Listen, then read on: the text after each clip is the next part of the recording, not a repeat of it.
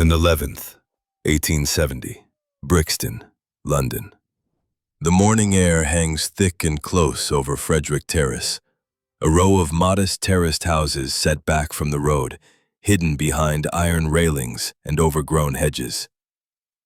Number 4 stands silent in the gray light, its curtains drawn, its windows dark. Inside, in rooms that smell of damp and something worse, something sweet and rotten and wrong, 11 infants lie silent. Some sleep. Some stare with empty eyes at the ceiling. Some no longer move at all. They are starving. They are dying. And upstairs, in the front parlor, a woman named Margaret Waters sits calmly, waiting. She is 35 years old, a widow, a mother, and a monster. She has been advertising her services in the newspapers for months, offering to adopt unwanted babies for a small fee. Desperate mothers, unmarried, destitute, disgraced, have handed her their children and walked away, believing they had found salvation. They were wrong. By evening, the police will arrive. By morning, the newspapers will scream the words that will echo through Victorian England. Baby farmer, child murderer, the Brixton horror. Margaret Waters will be arrested, tried, and hanged. But the children, those tiny, nameless victims, will haunt the nation forever. Before we descend deeper into this darkness, do one thing. Subscribe now and tell me where you're listening from. These victims deserve witnesses. Margaret Waters was born around 1835 into a world where poverty was a sentence and illegitimacy was a stain that could never be washed away. Little is known of her early life. No records survive to tell us where she grew up, who her parents were, or what circumstances shaped her into the woman she became. What we do know is this. By her early 20s, she had married a man whose name has been lost to history. She bore children. She was widowed. And by the late 1860s, she was living in Brixton, a respectable suburb of South London, in a house she could barely afford to furnish. Margaret was not wealthy. She was not educated. She was not connected. She was a woman alone, struggling to survive in a world that offered few opportunities for women of her class. But Margaret was clever. She was patient, and she saw an opportunity where others saw only shame. Victorian England was full of unwanted babies, children born to unmarried mothers, to domestic servants seduced by their employers, to young women ruined by a single mistake. The stigma of illegitimacy was total.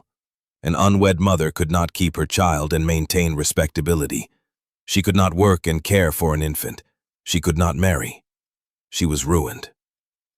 And so, women like Margaret Waters stepped in. They advertised in newspapers offering to adopt babies for a small fee. They promised loving homes, respectable futures, and the care of a mother. They lied. Margaret operated her business with her younger sister, Sarah Ellis, a woman equally desperate and equally ruthless. Together they placed advertisements in Lloyd's weekly newspaper and other popular publications, using false names, Mrs. Willis, Mrs. Oliver, and collecting payments from mothers who believed they were saving their children. They were not. The babies who died in Margaret Waters' care were not anonymous. They had names. They had mothers. They had stories. John Walter Cowan was born on May 14, 1870, the illegitimate son of 17-year-old Janet Tassie Cowan, the daughter of a musician from Brixton. He was healthy, strong, and loved by his grandfather, Robert Cowan, who desperately sought a respectable home for the child. He answered Margaret Waters' advertisement. He handed over his grandson and £2 sterling. 3 weeks later, the baby was dying. There were others. At least 10 more infants were found in Margaret's house on the day of the police raid. 5 of them were discovered lying together on a sofa in the basement kitchen, covered by a filthy black shawl, their mouths open, their bodies silent. They ranged in age from a few days old to a few months. One was named Rose. Another had no name at all. They had been taken from unmarried mothers, from workhouses, from women who had no other choice. They had been promised care. They had been given death. The method was simple and brutal: starvation, neglect, and laudanum. Laudanum, a tincture of opium, was sold over the counter in Victorian England, used to soothe crying babies, to ease pain, to induce sleep. In small doses, it was harmless. In larger doses, administered repeatedly to infants, it was lethal. Margaret Waters dosed her babies with laudanum to keep them quiet. She fed them watered-down milk, too weak to nourish. She left them unwashed, unchanged, untouched. And she watched them die. Victorian England, 1870. A world of contrasts so stark they seemed to exist in parallel universes. To the west, in Mayfair and Belgravia, the wealthy lived in gilded splendor, attending balls, sipping champagne, raising their children in nurseries staffed by devoted nannies. To the east, in Whitechapel and Bethnal Green, the poor lived in squalor, working 14-hour days in factories, sleeping 10 to a room, watching their children die of disease and hunger. And between these two worlds lay a shadow economy of shame. Illegitimacy was a crisis in Victorian England. 1 in every 12 births was illegitimate. Unmarried mothers were outcasts. They could not work respectable jobs while caring for an infant. They could not return to their families. They could not marry. The workhouse offered only humiliation. Infanticide offered only the gallows. And so, a third option emerged: baby farming. The term baby farming was coined in the 1860s to describe the practice of taking custody of unwanted infants for a fee. Some baby farmers were legitimate. They genuinely cared for the children they took in. But many were not. They took payment from desperate mothers, starved the infants to death, and pocketed the money. It was murder for profit, and it was legal. Until 1870, there were no laws regulating the care of infants. No inspections, no oversight, no consequences. A woman could advertise her services, collect babies like livestock, and dispose of them without fear of prosecution, unless someone noticed. On June 11, 1870, someone noticed. Margaret Waters' house at 4 Frederick Terrace, Gordon Grove, Brixton, was a place of deception. From the outside, it appeared respectable. A modest terraced house in a quiet neighborhood, its front door painted, its windows clean. Inside, it was a house of horrors. There were 6 rooms, a front and back kitchen in the basement, a front and back parlor on the ground floor, and 2 bedrooms upstairs. The house was barely furnished. There was a sofa in the basement kitchen, a table and chair in the front parlor, and little else. The smell was overwhelming, a sickly sweet stench of unwashed infants, soiled clothing, and decay. Margaret lived there with her sister, Sarah Ellis, who was 28 years old and complicit in every aspect of the operation. Sarah placed advertisements, met with prospective clients, collected payments, and helped care for, or rather neglect, the infants. The 2 women ran their business with cold efficiency. They advertised under false names to avoid detection. They refused to give their address until payment was secured. They promised a mother's love and every comfort, and delivered starvation and death. On any given day, there were between 10 and 15 infants in the house. They were kept in the basement kitchen, crowded together on a sofa or laid on chairs. They were fed watered-down milk from dirty bottles. They were dosed with laudanum to keep them quiet. They were rarely washed or changed. And they died, one by one, in silence. The warning signs were there, but no one was looking. In the spring of 1870, Margaret Waters placed multiple advertisements in Lloyd's weekly newspaper, a popular publication read by working-class and middle-class Londoners. The advertisements followed a pattern. Adoption. A respectable couple desire the entire charge of a child to bring up as their own. They are in a position to offer every comfort. Premium required, £4. Or, a good home with a mother's love and care is offered to any respectable person wishing his child to be entirely adopted. Premium, £5. The wording was designed to appeal to desperate parents. The promise of adoption, not fostering, but permanent adoption, offered a solution to an impossible problem. The fees were modest, £4 or £5, within reach of a domestic servant or a working-class father. And the addresses were always post office boxes, ensuring anonymity. Robert Cowan answered one such advertisement in May 1870. His 17-year-old daughter had been outraged, the Victorian euphemism for rape, and given birth to an illegitimate son. Cowan was desperate to find the child a respectable home. He met with Margaret Waters at a railway station.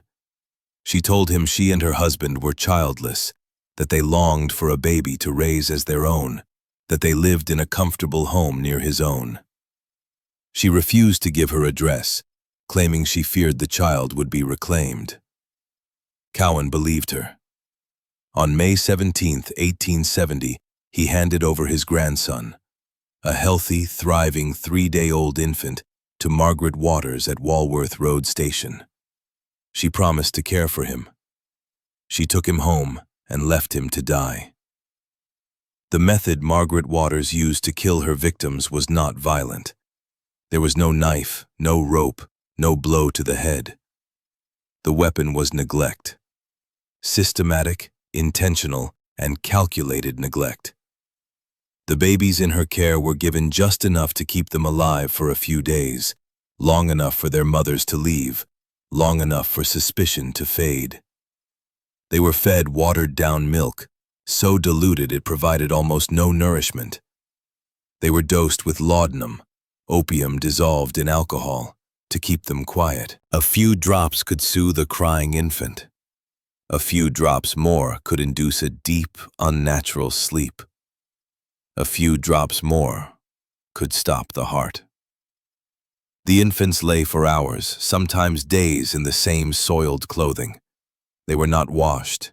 They were not changed. They were not held. They developed sores on their skin, thrush in their mouths, diarrhea that left them dehydrated and weak. And they starved. Slowly. Silently. By the time Robert Cowan's grandson, John Walter Cowan, was discovered on June 11, 1870, he had been in Margaret's care for 25 days. He weighed less than he had at birth. His bones protruded through his skin. His eyes were sunken. His breath smelled foul. He could not cry. He could not move. He was, in the words of the woman who later nursed him, more like a monkey than a child. Margaret Waters had taken a healthy baby and reduced him to a living skeleton. And she had done it to at least 10 others. The suffering of the infants in Margaret Waters' care was prolonged and unimaginable. They did not die quickly. They died over days, sometimes weeks, as their tiny bodies consumed themselves in a desperate attempt to survive. Starvation in an infant is a slow horror. The body begins to break down its own tissues for energy. The fat disappears first, then the muscle. The skin becomes papery and loose. The fontanelle, the soft spot on the skull, sinks inward. The eyes become dull and glassy. The limbs grow cold. The heart slows. And finally, the breathing stops. Laudanum accelerated the process. Repeated doses suppressed the infant's respiratory systems, making it harder for them to breathe, harder to wake, harder to feed. They slipped into a stupor from which they could not be roused. John Walter Cowan was one of the lucky ones. He was discovered in time. On the morning of June 11, 1870, when Sergeant Richard Relf entered the house at 4 Frederick Terrace and demanded to see Miss Cowan's baby, Margaret Waters brought him up from the basement. He was wrapped in filthy rags. He was silent. He was dying. Mrs. Ann Rowland, a wet nurse summoned by Robert Cowan, took the baby into her care. She tried to rouse him. It took 4 to 5 hours before he opened his eyes and took her breast. For 3 days he improved. Then he began to decline again. Dr. Puckle attended him daily. Ann Rowland fed him every 10 minutes. But the damage was too great. On June 24, 1870, 14 days after his rescue, John Walter Cowan died. He was 6 weeks old. The others were not so fortunate. Of the 10 infants removed from Margaret Waters' house, at least 5 died within days. They were taken to Lambeth Workhouse, where doctors tried to save them. They could not. Pause here. Feel the weight of what you just heard. Subscribe, and tell me what time it is where you are right now. Day or night, this horror transcends time. The discovery of the Brixton baby farm began with suspicion and ended with horror. In early June 1870, Robert Cowan grew concerned. He had heard nothing from the woman who had taken his grandson. He had visited her once, and she had praised the child, promised to return. But she had not. On June 9th, Cowan reported his concerns to Sergeant Richard Relf of the Metropolitan Police. Relf, a methodical and experienced officer, devised a plan. He would pose as a father seeking to place his own child with a baby farmer. He answered an advertisement in Lloyd's weekly newspaper placed by Mrs. Oliver, one of Margaret Waters' aliases. He received a reply and arranged to meet the writer at Camberwell New Road Railway Station. On June 10th, Relf met Sarah Ellis. She promised him a loving home for his child, a good education, a respectable future. She refused to give her address. Relf followed her home. The address was 4 Frederick Terrace, Gordon Grove, Brixton, less than a mile from Robert Cowan's house. The following morning, June 11th, Sergeant Relf returned to the house with Robert Cowan and his landlady, Mrs. Caroline Guerra. Sarah Ellis answered the door. Relf asked for Miss Cowan's baby. Ellis denied knowledge of it. Relf insisted. Finally, Ellis called upstairs. "Margaret, bring Miss Cowan's baby."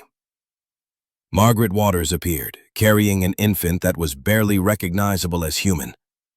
Robert Cowan stared in shock. Mrs. Guerra cried out, "You have been starving this child to death." Relf demanded to see the rest of the house. In the basement kitchen, he found 5 more infants huddled together on a sofa, covered by a filthy black shawl. 3 lay on their sides, 2 lay on their backs, mouths open, eyes closed. They were silent. They did not cry. They did not move. Upstairs in the bedrooms, Relf found more children, older ones, between 1 and 3 years of age. Some were healthy. Some were not. By the end of the day, 11 children had been removed from the house and taken to Lambeth Police Court, then to Lambeth Workhouse. Margaret Waters and Sarah Ellis were arrested and charged with murder. The investigation into the Brixton baby farm was swift and thorough. Sergeant Relf led the effort, working closely with solicitors from Her Majesty's Treasury. They interviewed witnesses, collected evidence, and traced the movements of Margaret Waters and Sarah Ellis over the preceding months. They discovered that the 2 women had been placing advertisements in Lloyd's weekly newspaper since at least January 1869, more than a year before the discovery. The advertisements were written in Waters' handwriting and paid for in cash. Thomas Bassett, a clerk in the advertising department of Lloyd's, testified that he had seen both women at the newspaper office regularly, sometimes together, sometimes separately, over a period of 18 months. They examined the poison registers at local chemists, searching for evidence of laudanum purchases. They found none. Waters had likely purchased the opium in small quantities under false names or at shops far from Brixton. They interviewed the mothers who had placed their children with Waters. Some had believed their babies were being adopted. Others had simply been desperate. All had paid fees ranging from £4 to £10. None had been given an address. None had been allowed to visit. The medical evidence was damning. Dr. Puckle, who had examined the infants removed from the house, testified that they showed signs of severe malnutrition, dehydration, and opium poisoning. Post-mortem examinations on the infants who died revealed empty stomachs, shrunken organs, and traces of laudanum in their systems. By late June 1870, the case was ready for trial. Margaret Waters was charged with 5 counts of willful murder. Sarah Ellis was charged as an accomplice. The forensic evidence in the case of Margaret Waters was both comprehensive and heartbreaking. Dr. Puckle, a physician who examined the infants on the day of the police raid, testified in detail about their condition. The babies were emaciated, mere skeletons covered in loose, papery skin. They were dirty, unwashed, and covered in sores. Their mouths were coated with thrush, a fungal infection caused by poor hygiene and malnutrition. Their stomachs were distended and empty. They were in a state of stupor, unable to cry, unable to move, unable to respond to stimuli. Dr. Puckle concluded that the infants had been systematically starved and drugged. Post-mortem examinations were conducted on the infants who died in the days following the raid. The findings were consistent: severe malnutrition, dehydration, and the presence of opium in their systems. The stomachs were empty or contained only traces of watered-down milk.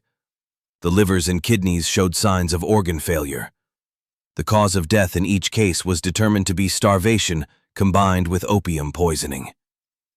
The defense attempted to argue that the deaths were accidental, that Margaret Waters had simply been overwhelmed by the number of children in her care, that she had done her best under difficult circumstances.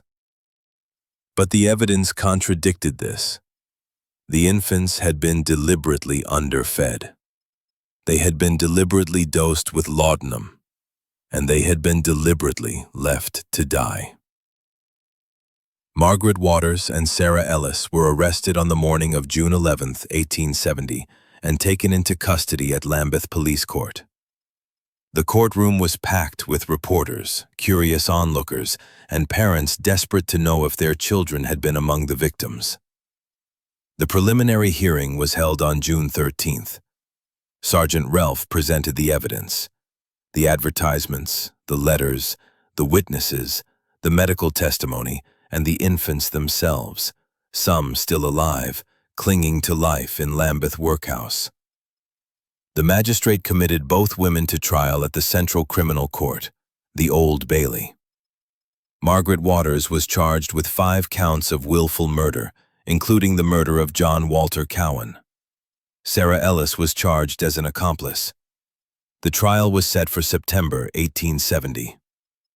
In the weeks leading up to the trial, the case dominated the newspapers. The press dubbed Margaret Waters the Brixton baby farmer and the Angel of Death.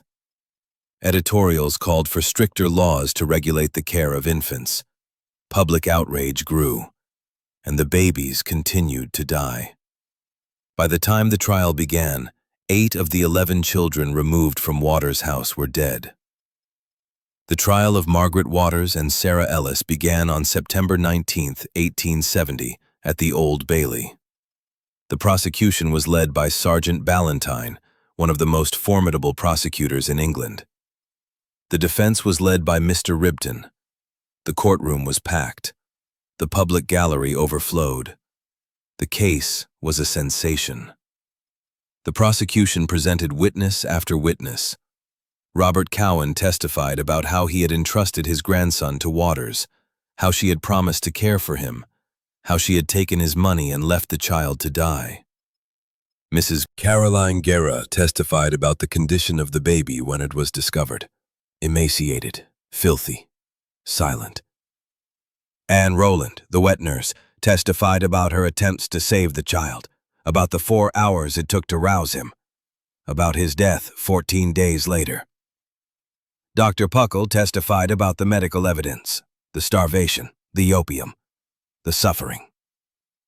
Thomas Bassett testified about the advertisements, about seeing both women at the newspaper office week after week. Sergeant Relf testified about the investigation, the raid, the discovery of the infants in the basement. The defense argued that Margaret Waters had been overwhelmed, that she had tried her best, that the deaths were accidental. They argued that infant mortality was high in Victorian England, that many babies died despite the best care. They argued that Waters had not intended to kill. The jury did not believe them. On September 23, 1870, after deliberating for less than 2 hours, the jury returned its verdict. Margaret Waters, guilty of willful murder. Sarah Ellis, guilty as an accomplice, but recommended to mercy. The judge, Lord Chief Baron, donned the black cap and pronounced sentence. Margaret Waters was sentenced to death by hanging. Sarah Ellis was sentenced to 18 months imprisonment with hard labor. The verdict was met with relief, outrage, and sorrow. Margaret Waters showed no emotion. She stood in the dock, pale and silent as the sentence was read. Sarah Ellis wept. Outside the courtroom, crowds gathered. Some cheered. Others called for harsher punishments. The newspapers hailed the verdict as a victory for justice and a warning to other baby farmers. But the victory was hollow. 8 infants had died. Countless others had suffered. And across England, dozens, perhaps hundreds of other baby farmers continued to operate, hidden in plain sight. Margaret Waters was returned to Horsemonger Lane Jail to await execution. She was held in the condemned cell, a small, cold room, watched day and night by warders.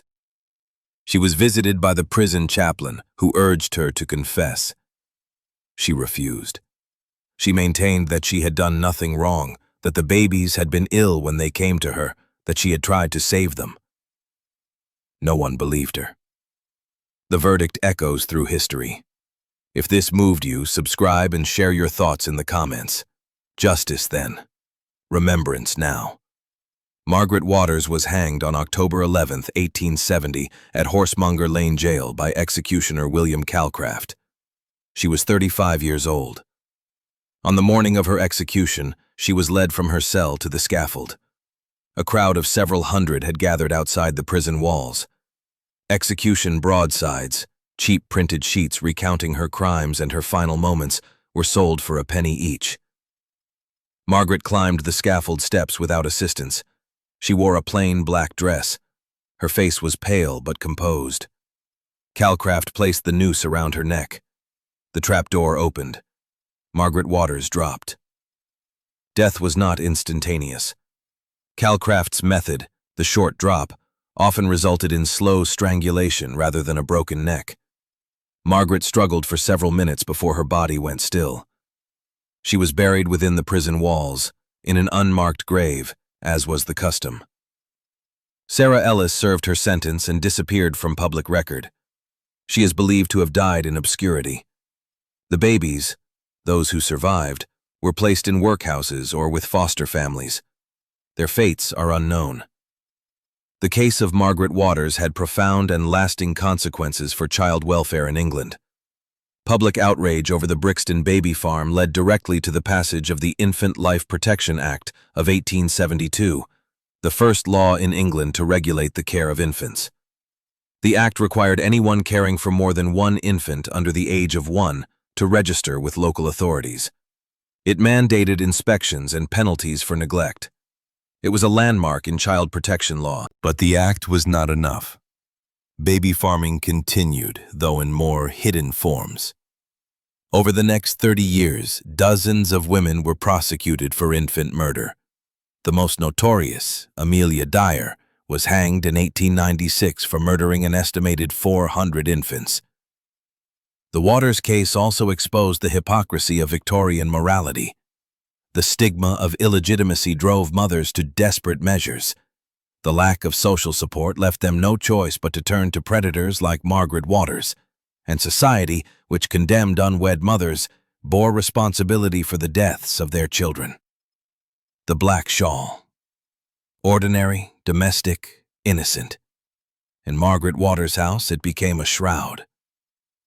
On the morning of June 11, 1870, when Sergeant Relf entered the basement kitchen of 4 Frederick Terrace, he saw what he thought was nothing, just some old clothing piled on a sofa.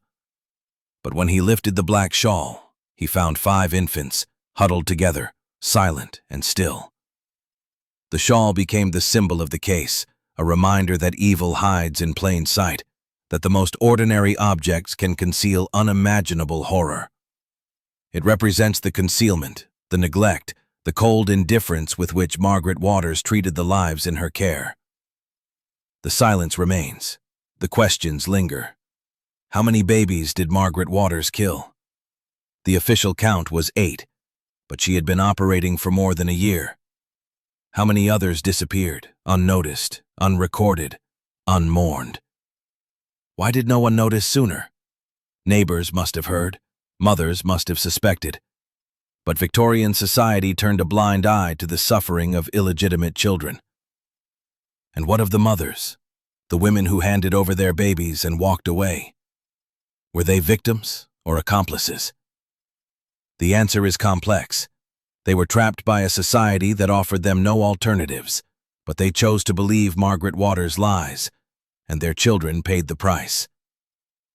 The case of Margaret Waters remains one of the darkest chapters in Victorian history. It reminds us that the most vulnerable among us are often invisible, that cruelty thrives in silence, and that the past is never truly buried. The silence remains. The questions linger. Subscribe and tell me which case you want uncovered next, because the past is never truly buried.